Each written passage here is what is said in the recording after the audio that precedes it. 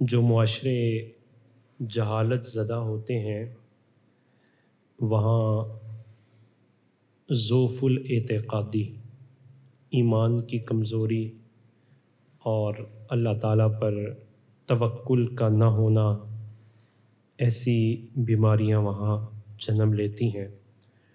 اور جب اللہ تعالیٰ پر ایمان کمزور ہو جائے تو پھر نتیجہ یہ نکلتا ہے کہ انسان توہم پرستی کا شکار ہو جاتا ہے،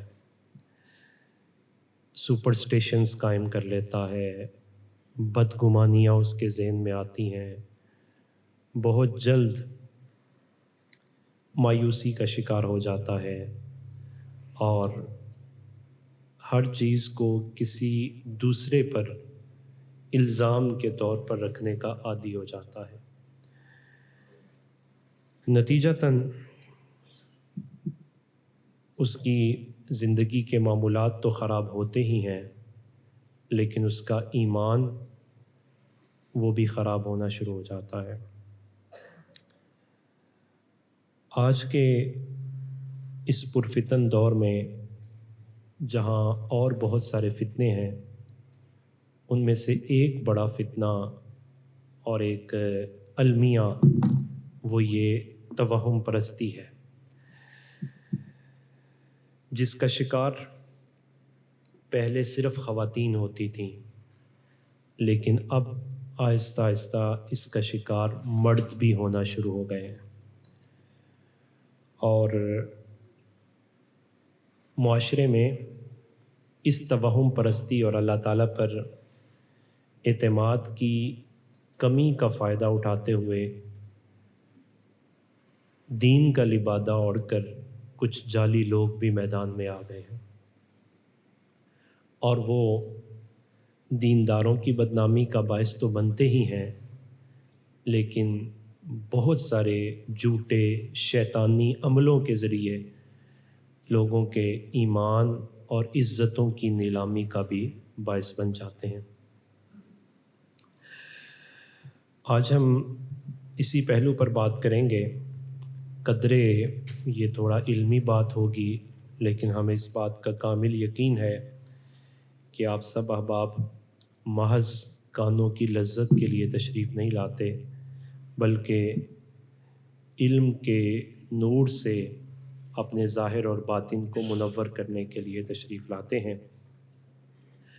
دنیا کی تاریخ گواہ ہے، جب بھی انسان کا رشتہ وحی سے کمزور ہوا ہے، اس کی فطرت خوف اور وہمات کے اندھیروں میں ڈوبنے لگتی ہے، اور وہ قدرتی حوادث، بیماریوں، جانوروں کی حرکات، حتیٰ کہ انبیاء کرام کی نصیحتوں کو بھی معاذ اللہ اپنے لیے نحوست سمجھنا شروع کر دیتا ہے۔ قرآن پاک نے اس ذہنی غلامی کا کلا کما کرتے ہوئے ایک توحیدی اور عقلی بیانیہ پیش کیا ہے، جس نے تطیر اور توہم پرستی کے جاہلانہ تصورات کو جڑ سے اکھاڑ پھینکا ہے۔ قرآن پاک میں 4 جگہ ایک سیکوینس کے ساتھ اس پہلو پر بات کی گئی ہے۔ ان میں سے پہلی سورہ اعراف ہے، سورہ نمل ہے، سورہ یاسین ہے اور سورہ نساء ہے۔ ان تینوں میں ایک ہی انداز ہے کہ وہ جاہلیت کے پلے ہوئے لوگ تھے۔ حضرت صالح علیہ السلام نے جب انہیں دین کی طرف بلایا، دعوت دین دی،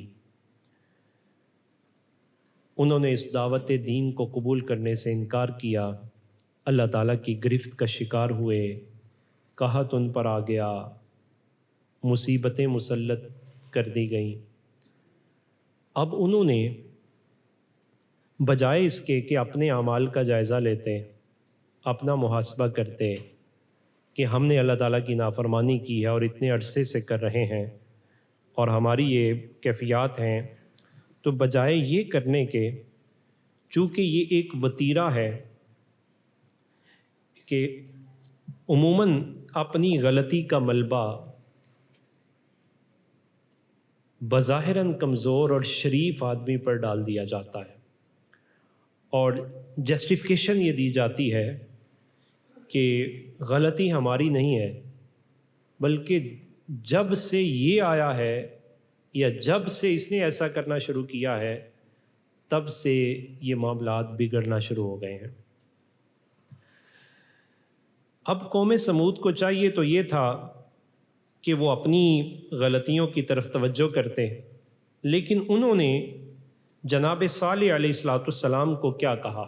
قرآن مجید فرقان حمید سورہ نمل ہے، قالوا اطیرنا بک وبمن معک، وہ کہنے لگے یہ ساری نحوستیں آپ کی وجہ سے ہیں، اور جو آپ کے ساتھ لوگ آئے ہیں، جو دین کے داعی بن کر آئے ہیں، جب سے دعوت دین شروع کی ہے تب سے ہماری اکانومی، ہماری معاشی پوزیشن خراب ہو گئی ہے۔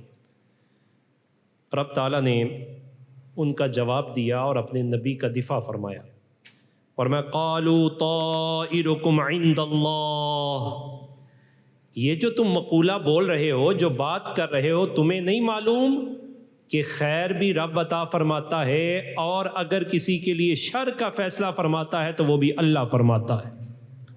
تمہاری اس طائر کا جواب اللہ ہی تمہیں عطا دے گا۔ یہی کیفیت سورہ یاسین میں وہ انطاکیہ کی بستی کی طرف رب تعالیٰ نے 3 انبیاء کو مبعوث فرمایا، وہ جب وہاں پہنچے باری باری تو اس بستی کے لوگوں نے ان انبیاء کرام کی تعلیمات سے انکار کیا، نتیجتاً مصیبتوں میں پڑ گئے۔ اب اپنے اعمال کا محاسبہ کرنے کی بجائے انہوں نے ان انبیاء کرام کے بارے میں یہی طرز اختیار کیا اور کہنے لگے معاذ اللہ، جب سے دینداری شروع ہوئی ہے تبھی سے یہ وبال پڑا ہے۔ بلا تشبیہ و تمثیل آج بھی کیفیات ہماری جاہلیت کی اس سوچ سے باہر نہیں نکلی۔ بہت ساری مرتبہ ہم حق راستے کو ترک کر چکے ہوتے ہیں، دوبارہ جب کوئی حق کی طرف بلانے کے لیے آتا ہے تو یہ وہم ذہن میں آتا ہے کہ اگر میں حق کی طرف آ گیا تو کہیں زندگی مشکل نہ ہو جائے، سچ کی طرف آ گیا تو زندگی مشکل نہ ہو جائے۔ انہوں نے کیا کہا؟ قالوا انا تطیرنا بکم لئن لم تنتہوا لنرجمنکم وليمسنکم منا عذاب علیم۔ انہوں نے کہا کہ یہ جتنا ہمارے ساتھ جو کچھ ہو رہا ہے ہم اس کا سبب آپ کو سمجھتے ہیں، آپ یہاں سے چلے جائیے اور دین کی بات کرنے سے باز آ جائیے، اور اگر تم باز نہ آئے تو ہم تمہیں رجم بھی کریں گے معاذ اللہ، اور ہماری طرف سے تمہیں دردناک عذاب پہنچے گا۔ یہی کیفیت جناب موسیٰ علیہ السلام کی قوم نے بھی آپ کے ساتھ کی۔ جناب موسیٰ علیہ السلام نے جب انہیں منع کیا، انہوں نے جناب موسیٰ علیہ السلام کی نافرمانی کی، قحط میں مبتلا کر دیے گئے، مصائب آئے۔ جب یہ مصیبتیں آئیں تو جناب موسیٰ علیہ السلام کی بارگاہ میں دوڑے دوڑے آتے، آپ دعا کرتے، مصیبت رفع ہو جاتی، پھر اسی کام میں پڑ جاتے۔ یہ ساری کیفیات چلتی رہتی۔ جب مصیبت دور ہوتی، خوشحالی ملتی، تو پھر ان کی کیفیت کیا ہوتی؟ کہتے یہ تو ہماری وجہ سے ہے، ہم نے بڑی محنت کی ہے۔ اور جب وہ مصیبت میں پھنستے تو اسے معاذ اللہ جناب موسیٰ علیہ السلام اور آپ کے حواریوں کی طرف منسوب کر دیتے۔ قرآن مجید فرقان حمید رب تعالیٰ ان کی اس کیفیت کو سورہ اعراف کی آیت نمبر 131 میں ذکر کرتا ہے۔ فَإِذَا جَاءَتْهُمُ الْحَسَنَةُ، جب ان کو کوئی بلائی پہنچتی، قَالُوا لَنَا هَٰذِهِ، وہ کہتے یہ تو ہماری وجہ سے ہے، ہماری کوشش، ہماری ایفرٹ، ہماری اسٹرگل، تب ہمیں یہ انعام ملا ہے۔ وَإِن تُصِبْهُمْ سَيِّئَةٌ، اور اگر انہیں کوئی مصیبت پہنچتی، کوئی آزمائش آ جاتی، يَطَّيَّرُوا بِمُوسَىٰ وَمَن مَّعَهُ، تو وہ جناب موسیٰ علیہ السلام اور آپ کے ساتھیوں سے بدفعلی لینے لگتے، سپرسٹیشنز قائم کر چکے تھے، بیڈ اومنز کا شکار ہو چکے تھے، اور آج کے جدید فلسفہ جسے اسپیکٹسزم کہا جاتا ہے، وہ یہ قوم موسیٰ کے افراد سب سے پہلے اس کے شکار ہوئے، اور انہوں نے جناب موسیٰ علیہ السلام کے بارے میں یہ کہنا شروع کر دیا. رب تعالیٰ نے جناب موسیٰ کا دفاع بھی فرمایا. قرآن اترا, قرآن بیان کرتا ہے جناب موسیٰ علیہ السلام پر اترنے والی تورات کس طرح جناب موسیٰ علیہ السلام کا دفاع کرتی ہے. قرآن نے بیان کیا الا انما طائرہم عند اللہ, سنو سنو ان کی بدفعلی اللہ کی طرف سے ہے. یعنی اللہ سبحانہ تعالیٰ ہی خیر اور شر کا خالق ہے. یہ جو جناب موسیٰ علیہ السلام کی طرف نحوست کی نسبت کرتے ہیں, یہ نسبت ان کا کرنا درست نہیں ہے. اور پھر ان کی اس فکر پر اور اس غلط سوچ پر چوٹ کی اور فرمایا وَلَكِنَّ أَكْثَرَهُمْ لَا يَعْلَمُونَ, لیکن اکثر لوگ اس بات کو جانتے ہی نہیں ہیں. آج کے دور میں اگر اس کو سمجھا جائے تو یوں ہے کہ اپنی کوتاہیوں کی وجہ سے جب وبال آتا ہے تو انسان اس بات کی طرف کوشش ہی نہیں کرتا کہ وہ اس بات کو سمجھے کہ اصل کیس کیا ہے, اصل سچویشن کیا ہے, بلکہ وہ سمجھتے ہیں بدفعلی ہو تو کہتے ہیں جب سے نیکی کے راستے پر چلا ہوں, جب سے دینداری اختیار کی ہے بہت مشکل میں آ گیا ہوں. اور اگر گھر اور خاندان میں کوئی معاملہ ہو تو بیچاری بہو پھنس جائے گی, اور اگر بہو موجود نہ ہو تو کہہ دیا جاتا ہے یہ جو گھر میں تب سے تنگی ہوئی ہے جب سے پھپھو یہاں سے ہو کے گئی ہے. یعنی یہ بدگمانیاں, یہ سپرسٹیشنز, یہ بیڈ اومنز, بجائے اپنے اعمال کی طرف توجہ کرنے کے آسان سا حل ہے کسی شریف پر تہمت لگا دی جائے, اور پھر اس تہمت کا ناجائز فائدہ اٹھانے کے لیے مارکیٹ میں ایسے لوگ تو پہلے سے موجود ہوتے ہیں. نبی پاک صلی اللہ علیہ وسلم جب آپ مدینہ پاک میں تشریف لائے, اس پوری گفتگو کو سمجھنے کے بعد اس سینیریو میں سمجھیے کہ نبی پاک صلی اللہ علیہ وسلم مدینہ پاک میں تشریف لائے تو مدینہ پاک کی آبادی اگر اس وقت 1000 افراد پر مشتمل تھی تو مہاجرین کے آنے کے بعد یہ آبادی بڑھ گئی. نبی پاک صلی اللہ علیہ وسلم کی تشریف آوری سے بھی لوگ کشاں کشاں مدینہ پاک کی طرف آئے. جب مدینہ پاک کی طرف آئے تو یہاں جو پروڈکشن تھی, جو پیداوار تھی, وہ افراد کے اعتبار سے ڈیمانڈ زیادہ ہو گئی اور سپلائی کم ہو گئی. اور کچھ یہودیوں نے ارادتاً سپلائی کو کم کر دیا, اور جب سپلائی کم ہوئی چیزیں شارٹ ہو گئیں, قیمتیں بڑھ گئیں. ادھر سے بارش بھی کم بارش کا موسم بھی ایسا تھا کہ سختی آ گئی, بارش بھی نہ ہوئی. اب یہود نے معاذ اللہ نبی پاک صلی اللہ علیہ وسلم کے بارے میں اور منافقین نے کیا جملہ بولا. وہ کہنے لگے ما اتانا محمد الا تطیرنا بہ, وہ کہنے لگے معاذ اللہ جب سے جناب محمد آئے ہیں تب سے ایسا ہوا ہے. یہ یہود نے نبی پاک صلی اللہ علیہ وسلم کی ذات کے بارے میں یہ جملہ بولا. اب بلا تشبیہ و تمثیل یہاں جس پہلو کی طرف ہم خصوصی توجہ دلانا چاہتے ہیں وہ کیا ہے کہ دینداروں کا ایک مخالف طبقہ اور اسلام مخالف کمیونٹیز بسا اوقات اسلامی شعار کے بقا کے سامنے اپنی وہ ریزسٹنس دکھاتے ہیں کہ کہیں اسلامی شعار اور اسلام پن اپ نہ جائے, اور وہ جان بوجھ کے ہولڈنگ کرتے ہیں, جان بوجھ کے ایسے حالات کو پیدا کرتے ہیں کہ جن حالات کی ذمہ داری وہ اسلام کو ٹھہرائے جائے. یہود کا کل بھی وتیرہ یہ تھا کہ وہ پوری کی پوری معیشت کو اپنے کنٹرول میں رکھتے, جب چاہتے ایسی پالیسیاں لے کے آتے کہ جن پالیسیوں کی بنیاد پر پوری اکانومی کے نظام کو تباہ کر دیتے. آج بھی یہود اس وتیرے سے باز نہیں آئے. پوری امت مسلمہ کی اکانومی ہو اس پر ہولڈ کیے ہوئے ہیں.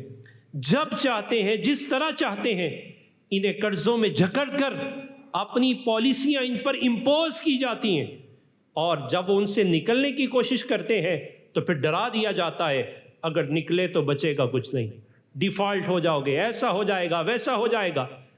پھر دوسرا ہولڈنگ, یہ مسلمانوں کا تو کام ہی نہیں تھا ذخیرہ اندوزی, یہ تو کام تھا یہودیوں کا.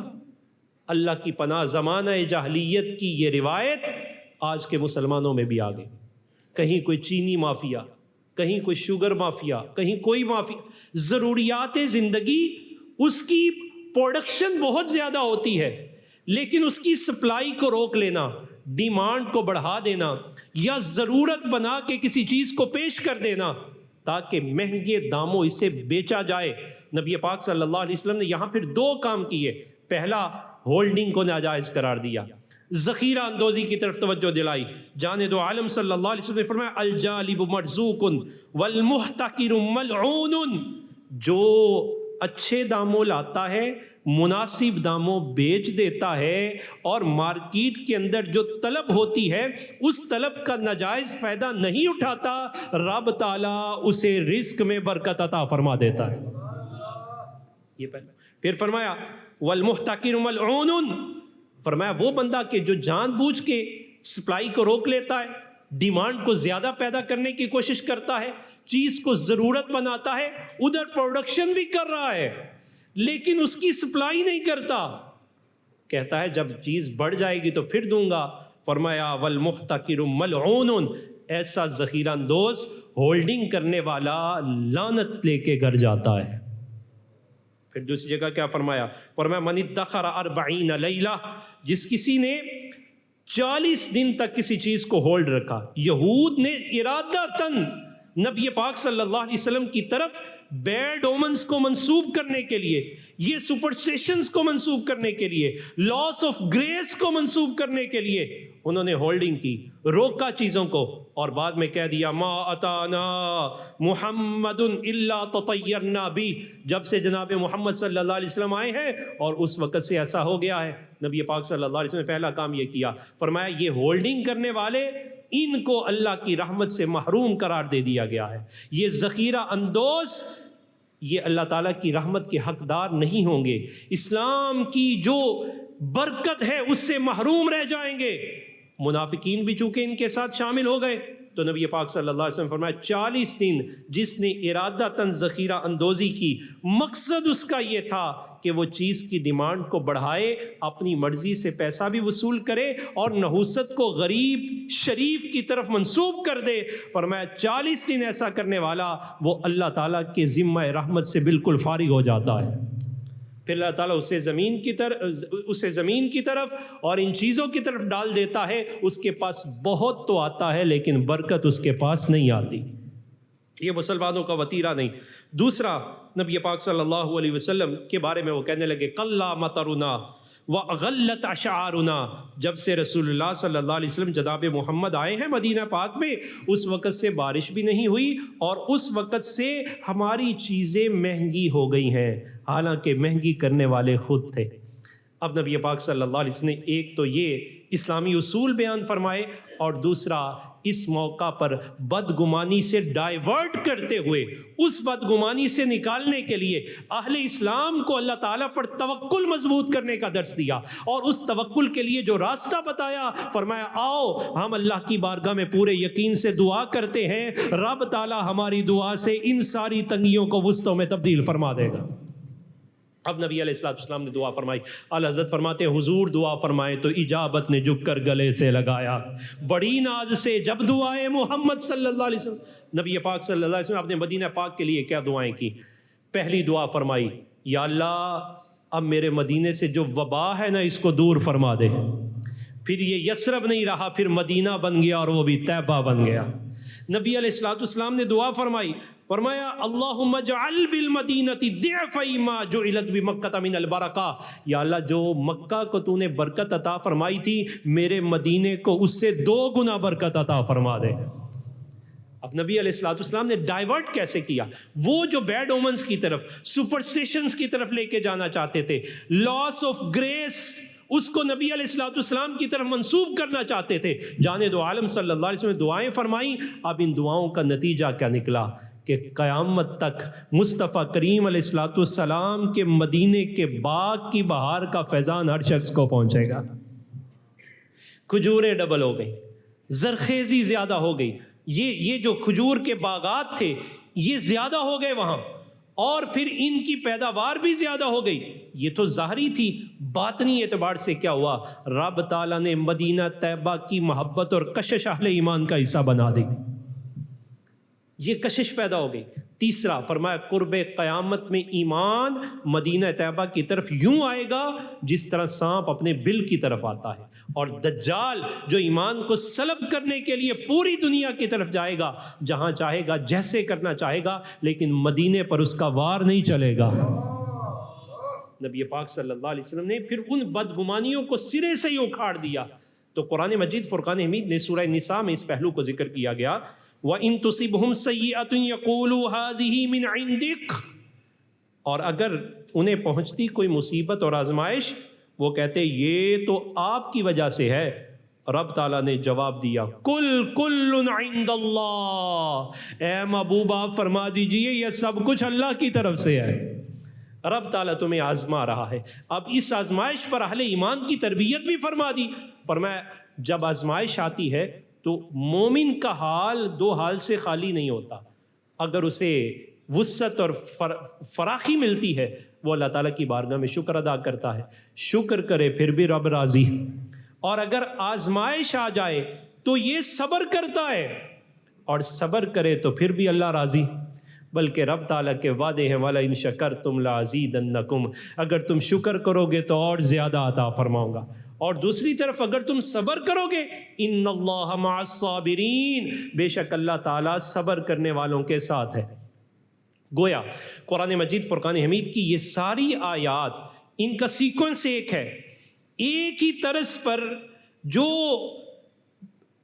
نحوست، بدگمانی، بدشگونی، بدفعلی، bad omens, superstitions, loss of grace وہ لینا چاہتے تھے، قرآن مجید فرقان حمید نے ان تمام کی نفی فرما دی اور کہا کہ اپنے برے اعمال کی طرف دیکھو جس کا یہ نتیجہ ہے، اسے کسی کی ذات کی طرف منسوب نہ کرو۔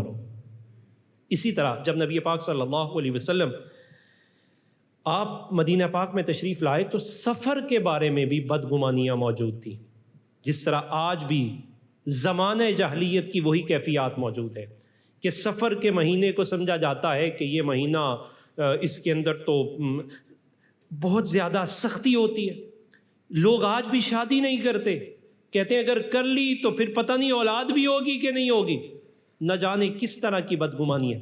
یہ بدگمانیاں اس وقت بھی موجود تھیں۔ جانے دو عالم صلی اللہ علیہ وسلم نے ایک ہی جملے سے فرمایا لا عدوہ ولا طیارہ ولا ہامہ ولا سفر، کہ زمانے جاہلیت میں یہ بھی تھا اڑتا ہوا پرندہ سامنے آ جائے، سامنے سے کوئی چیز گزر جائے اور کچھ ایسی کیفیات ہو جائیں جو بظاہراً صبح صبح ناگوار ہوتی ہیں، تو ان تمام سے بدفعلی لے لینا نبی علیہ الصلوۃ والسلام نے اس سے منع فرما دیا۔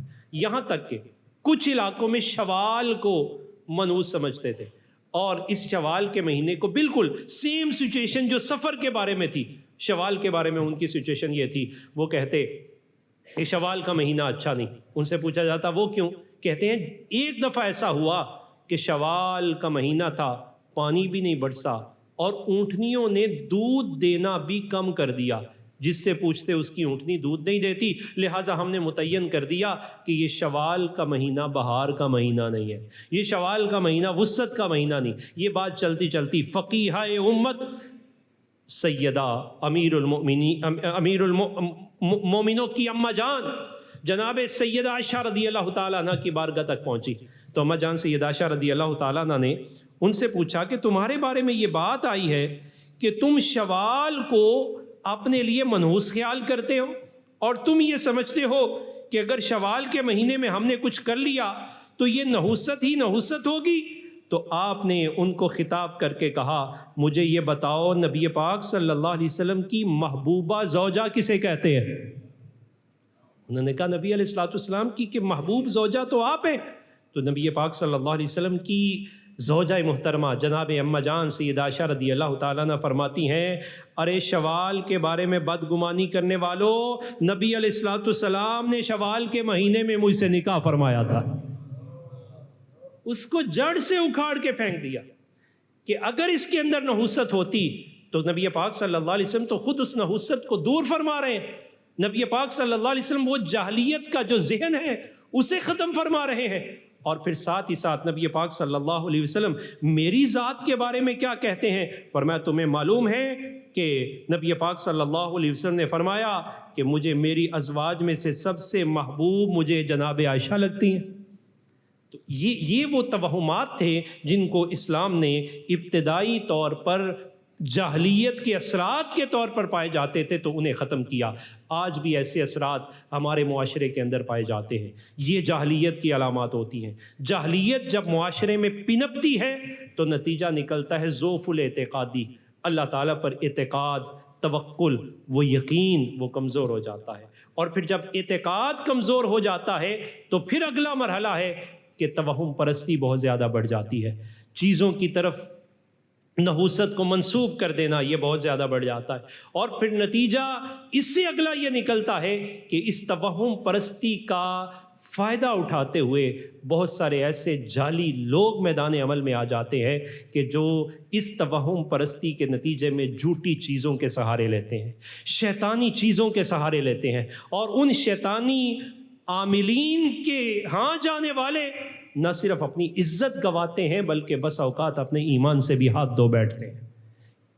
قرآن مجید فرقان حمید ہمیں اس کے بارے میں تعلیمات کیا دیتا ہے، نبی پاک صلی اللہ علیہ وسلم کا اسوہ ہمیں اس کے بارے میں تعلیم کیا دیتا ہے، ہمارے لیے جہان دو عالم صلی اللہ علیہ وسلم کی تربیت اور آپ صلی اللہ علیہ وسلم کی جو اس بارے میں تردیدات ہیں انہیں پیش نظر رکھتے ہوئے اللہ تعالیٰ پر توکل دعا کے ذریعے بھی مضبوط کرنا چاہیے، اور اگر آزمائش آ جائے تو صبر کے ذریعے بھی کرنا چاہیے، اور ہر حال میں اللہ تعالیٰ پر اپنے یقین کو محکم رکھنا چاہیے۔ جب یقین کی شمع بجھ جائے تو پھر توہمات کی نحوست چھا جاتی ہے اور وسوسوں کے اندھیرے پیدا ہو جاتے ہیں، دل یقین سے خالی ہو جاتے ہیں، اور پھر کچھ ایام اور مہینوں کی نحوست کا خیال دلوں پر قبضہ جما لیتا ہے، اور یہ دل کی بیماری ہے جو سکون کو بھی برباد کر دیتی ہے، انسان کو خوف میں مبتلا کر دیتی ہے۔ نبی پاک صلی اللہ علیہ وسلم نے ان کو دفع کرنے کے لیے ہمیں پھر دعائیں بھی ارشاد فرمایا ظاہری اسباب کے ساتھ ساتھ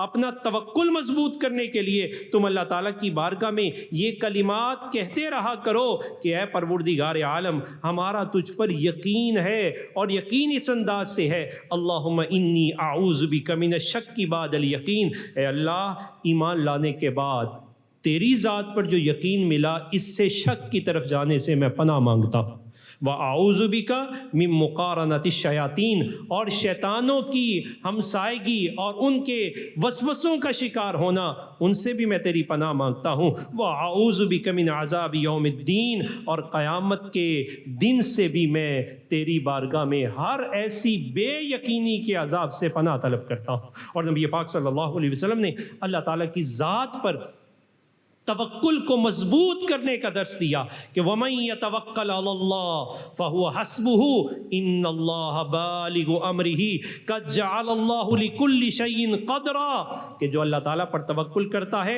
تو اللہ تعالیٰ اس کے لیے کفایت کرنے والا ہوتا ہے، اس کے لیے کافی ہوتا ہے۔ اور نبی پاک صلی اللہ علیہ وسلم نے پھر اسی تناظر میں جو معاشی کیفیات تھی ان کی طرف بھی توجہ دلائی کہ انسان اپنی معیشت کے اندر بھی بدگمانیاں اور اسلام کے ٹریک سے تبھی ہٹتا ہے کہ جب اس کا اللہ تعالیٰ پر یقین کمزور ہو جاتا ہے۔ سورہ بقرہ ہے یمحق اللہ الربا ویربی الصدقات واللہ لا یحب کل کفار ناسیم، اگر اللہ تعالیٰ پر یقین مضبوط ہو جائے کہ اللہ تعالیٰ سود کو مٹا دیتا ہے، صدقات کو بڑھا دیتا ہے، اور اللہ تعالیٰ گناہگار ناشکرے کو پسند نہیں فرماتا، تو انسان کو کتنا ہی زیادہ سود کیوں نہ ملتا ہو وہ کبھی بھی اللہ تعالیٰ کی آیات کے بارے میں شک کا شکار نہیں ہوتا بلکہ ہر حال میں اپنے رب پر یقین کرتا ہے۔ اگر جھوٹ بولنے والے کو یہ یقین ہو جائے کہ نبی پاک صلی اللہ علیہ وسلم نے فرمایا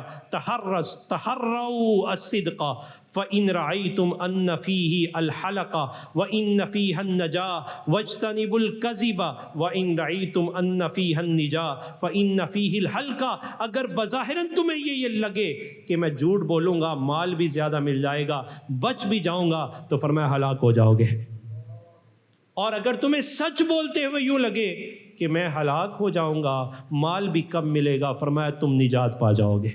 نفع ہو جائے گا۔ ذات رسالت مآب صلی اللہ علیہ وسلم کے اقوال و فرامین پر یقین رکھنا، کسی شخص سے بچنا۔ اگر حرام کمانے والے کو یہ یقین ہو جائے کہ معلم کائنات صلی اللہ علیہ وسلم نے فرمایا لن تموت نفس حتی تستوفی رزقها فاتقوا اللہ واجملوا فی الطلب ولا یحملنکم استبطاء الرزق ان تطلبوه بمعاصی اللہ فانه لا يدرک ما عند اللہ الا بطاعته۔ فرمایا کوئی جان اس وقت تک دنیا سے جائے ہی کی نہیں جب تک اپنے حصے کا رزق پورا نہیں پا لیں گے۔ پھر فرمایا فاتقوا اللہ، اللہ سے ڈرتے رہا کرو، واجملوا فی الطلب، اور جب تم کوشش کرتے ہو، سٹرگل کرتے ہو، کماتے ہو تو اچھا حلال کمایا کرو۔ بس اوقات رزق کا آنا وہ تاخیر کا شکار ہو جاتا ہے، تو رزق کی تاخیر کی وجہ سے تم حرام راستوں کو نہ اختیار کیا کرو۔ بے شک وہ بندہ جو اللہ کے ہاں حلال پانا چاہتا ہے وہ اس کی فرما برداری، اس پر توکل اور اس پر یقین اور اس کی بارگاہ میں دعا ہی سے پا سکتا ہے۔ اگر اس بات پر یقین ہو جائے تو بتائیے انسان کیوں حرام کی طرف جائے گا؟ کیوں کسی کے حق وہ غصب کرے گا؟ کیوں کسی ناجائز راستے کو وہ اختیار کرے گا؟ تاجر کو اگر اس بات کا یقین ہو جائے کہ پیکر برکت صلی اللہ علیہ وسلم نے یہ فرما دیا فَإِن صَدَقَا وَبَيَّنَا بُورِكَ لَهُمَا فِي بَيْعِهِمَا، کہ اگر دونوں نے تجارت کی، دونوں ایک دوسرے کے ساتھ سچ بھی بول رہے تھے، بات کو بھی کھول کر بیان کر رہے تھے، تو رب تعالیٰ دونوں کی بیع میں ان کو برکت عطا فرمائے گا۔ اور اگر انہوں نے ایسا نہ کیا، جھوٹ بولا اور جو سامان کا عیب تھا اس کو چھپا لیا، فرمایا سودا تو بک جائے گا، دھوکہ بازی بھی ہو جائے گی، دروغ گوئی بھی ہو جائے گی، لیکن ایمان اور برکت سے خالی ہو جائے گا۔ دعا کی تلقین فرمائی نبی پاک صلی اللہ علیہ وسلم نے کہ حالات کیسے ہی ہو جائیں، اللہ تعالیٰ کی بارگاہ میں دعا کرو اور پورے یقین اور وثوق کے ساتھ دعا کرو۔ وہ کیا، کسی بچے کی حکایت کسی نے نقل کی کہ نماز استسقاء کے لیے لوگوں کو بلایا گیا۔ نماز استسقاء وہ نماز ہوتی ہے کہ جب پانی کا قحط آ جائے تو اللہ تعالیٰ کی بارگاہ میں یقین کے ساتھ 2 نفل پڑھے جاتے ہیں، دعا کی جاتی ہے، کھلے میدان میں احباب جمع ہو جاتے ہیں۔ تو یہاں جاتے ہوئے ایک بچہ اپنے ساتھ چھتری لے کے جا رہا تھا، تو کوئی سیانہ بنتا ہوا اس سے کہنے لگا اتنی قحط ہے، بارش تو ہے نہیں، تو نے چھتری کیوں لی ہے؟ تو بچے نے بڑا خوبصورت جواب دیا، کہا جس کی بارگاہ میں مانگنے جا رہا ہوں یقین کی دولت لے کے جا رہا ہوں، جب واپس پلٹوں گا تو بارش ضرور آئے گی۔ تو اللہ تعالیٰ کی ذات پر یقین اور توکل یہ اہل ایمان کا حصہ ہوتا ہے۔ بدگمانیوں سے اپنے خاندانوں کو توڑنا اور ان پر طرح طرح کے الزامات لگانا، جعلی لوگوں کے پاس جانا اور جعلی اور شیطانی عملیات کے ذریعے لوگوں کی زندگیوں کو اجیرن کرنا، یہ اہل اسلام کا وتیرہ نہیں ہے۔ اللہ تعالیٰ مجھے اور آپ کو اس سے محفوظ فرمائے۔ وما علینا۔